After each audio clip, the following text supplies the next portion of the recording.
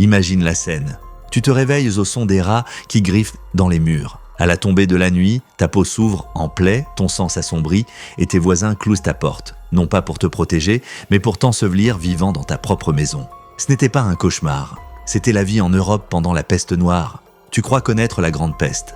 Un chapitre de manuel, une statistique, un titre tragique. Mais la vérité, c'est bien plus sordide.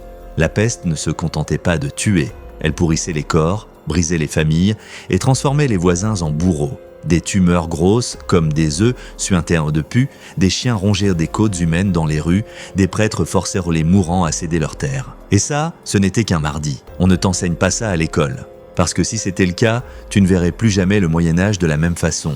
Et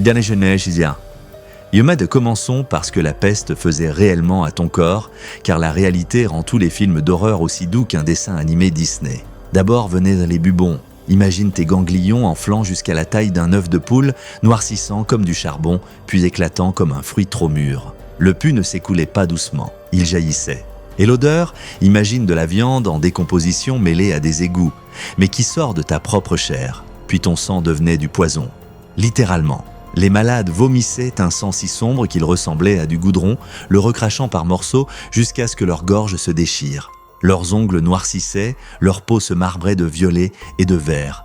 La décomposition commençait alors qu'ils respiraient encore, qu'ils restaient conscients, qu'ils suppliaient encore qu'on les aide. À Florence, le journal d'un marchand raconte l'histoire d'un enfant, peut-être 7 ans, rampant jusqu'au lit de sa mère, la langue si gonflée qu'il ne pouvait plus parler, ne produisant que des sons d'animal en tendant la main vers un peu d'eau. Sa mère recula, se plaquant contre le mur, secouant la tête.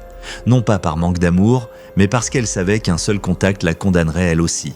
Il mourut en serrant le vide, et voilà ce qui glace le sang. Tout cela se produisait plus vite que la plupart des superbugs modernes. On pouvait passer d'une santé parfaite à un cadavre en moins de 48 heures. Imagine, te coucher en pleine forme et te réveiller en train de mourir, sachant qu'il te restait peut-être 2 couchers de soleil. Mais la vraie terreur n'était pas ce qui arrivait à ton corps, c'était ce que les êtres que tu aimais le plus faisaient ensuite. Car c'est là que la peste noire a révélé l'humanité dans ce qu'elle avait de plus sombre. Quand tout s'effondrait, l'amour mourait plus vite encore que les infectés.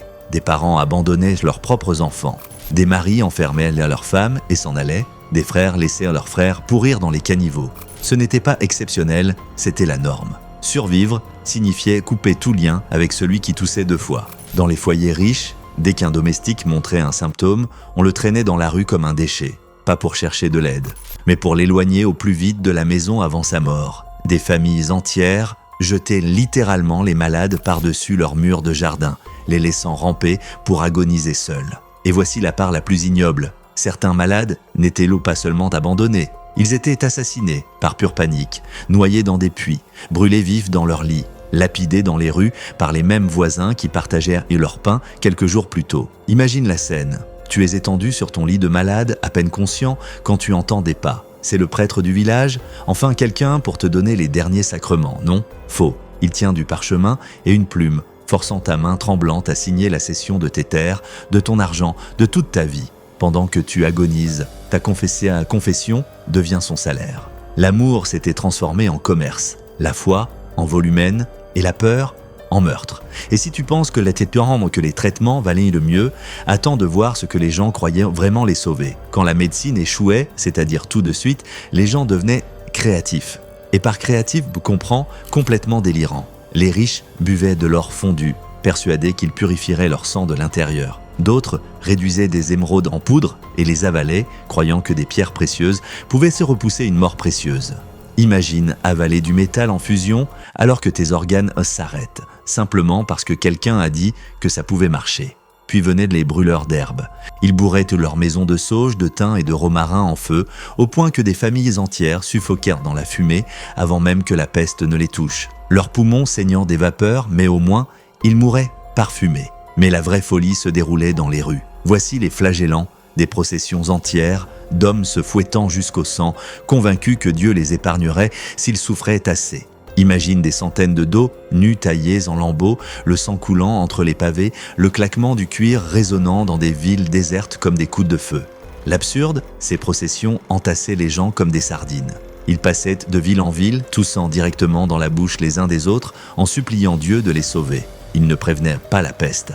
Ils la propageaient plus vite que les rats eux-mêmes. Dans une ville allemande, on sonnait les cloches jour et nuit pour chasser les démons. Le vacarme incessant était censé éloigner les esprits maléfiques.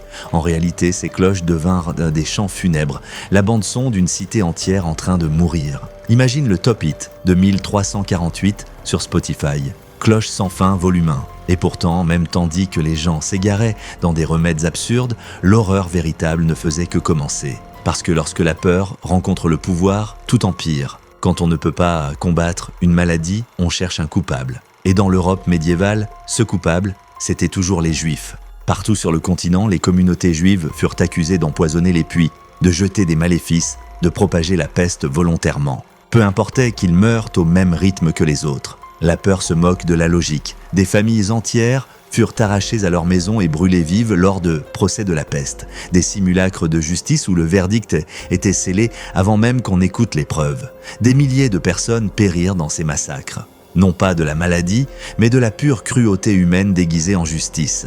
Pendant ce temps, les puissants voyaient dans le chaos une opportunité. Les seigneurs faisaient murer des villes entières aux premiers signes d'infection, enfermant les paysans condamnés à mourir, tandis qu'eux fuyaient vers leur palais à la campagne. Ce n'était pas de la protection, c'était une exécution par abandon. À Milan, la paranoïa devint un art. Au premier tout sautement, on murait des familles en vivantes dans leur maison. Pas une quarantaine, un tombeau. Des lignées entières disparurent derrière des murs de pierre et de mortier, leurs cris étouffés, jusqu'à ce qu'il n'y ait plus de cris du tout. Mais même les nobles ne pouvaient acheter leur salut.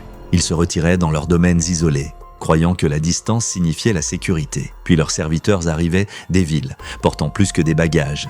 La peste suivait la richesse partout où elle tentait de se cacher. Ce n'était pas de la distanciation sociale, c'était un massacre social. Et pourtant, même après que la mort avait frappé, l'horreur ne s'arrêtait pas, car mourir de la peste noire n'avait rien de digne. Rien de paisible, c'était une atrocité au-delà de l'imaginable. Les corps gonflaient à tel point qu'ils éclataient lorsqu'on les jetait dans les fosses communes. Le son, comme des ballons détrempés qui éclatent, résonnait au-dessus des charniers.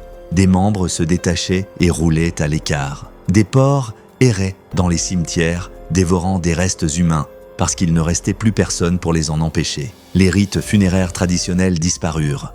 Plus de derniers sacrements, plus de messes, plus de pierres tombales, seulement des fosses remplies de chaux vives et de silence. Des familles qui, depuis des générations, honoraient leurs morts, en vinrent à jeter leurs proches comme des ordures, parce que s'attarder à pleurer signifiait les rejoindre sous terre. Traverse n'importe quel village européen en 1349 et tu aurais vu quelque chose qui hante encore les historiens. Des portes battant au vent, des tables toujours dressées, la nourriture pourrissant dans les assiettes. Des communautés entières avaient simplement disparu. Pas fui, disparu. Comme si la terre elle-même les avait engloutis. Mais voici la vérité la plus glaçante sur l'après. La peste a remodelé l'âme de l'Europe bien au-delà des bilans de morts. Des famines massives suivirent, les récoltes pourrissant sur pied, faute de bras pour les cueillir. Des révoltes paysannes éclatèrent quand les survivants réalisèrent que leurs seigneurs les avaient abandonnés. La foi s'effondra quand les prières n'amenèrent que des cadavres en réponse. Et le plus terrifiant, tout le monde savait qu'elle reviendrait. La peste avançait par vagues, revenant tous les quelques ans comme un prédateur affamé. La mort ne mettait pas fin à la peste, elle ne faisait que la nourrir. L'Europe en fut marquée à jamais, et ses cicatrices, nous les portons encore aujourd'hui. Quand tu penses à la peste noire, ne la considère pas comme une simple ligne dans un livre d'histoire. Pense à un monde où l'amour pourrissait plus vite que la chair, où la peur tuait plus vite que la maladie, et où l'Europe elle-même fut mutilée d'une façon que nous ressentons encore. Et si ces vérités t'ont secoué, prépare-toi, car la peste noire n'était pas le seul cauchemar que l'Europe médiévale a libéré.